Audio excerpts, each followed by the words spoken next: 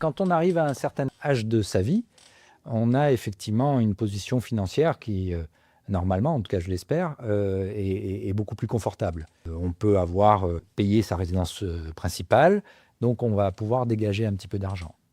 Ou on peut avoir aussi également de l'argent qu'on a réussi à capitaliser. On peut imaginer, la plupart du temps, dans ce cas de figure, les gens se disent, bon, ben voilà, maintenant je dégage un peu plus d'argent, je vais acheter un petit appartement, puis je vais le mettre en location et voilà, ça me payera ma retraite. Ok. Mais en faisant ce calcul de cette manière-là, finalement, on va être obligé, malgré un apport qui parfois est conséquent, quand même, la plupart du temps, en tout cas, compléter avec un prêt immobilier. Ce prêt immobilier, ça va coûter de l'argent, non seulement pour les intérêts, mais pour les assurances. Donc on peut imaginer que je dispose dans ma banque de 50 000 euros et je vais acheter un T2 à 120 000 euros. Il faudra donc que j'emprunte environ 70 000 euros en excluant les frais de notaire. Donc là, ça veut dire que je vais payer des intérêts sur cette somme-là. En plus, ou je compte sur les revenus locatifs que vont me générer cet appartement pour rembourser le crédit. Mais le problème que je vais avoir, si on fait un achat en nom propre, c'est que ce loyer que je vais encaisser va être taxé. Et va être taxé à des montants qui sont assez importants.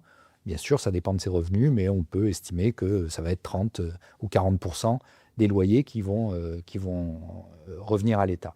Donc moi, à quelqu'un qui est dans cette situation, je vais plutôt lui proposer d'acheter un viager. Je vais plutôt lui proposer même d'acheter plusieurs viagers.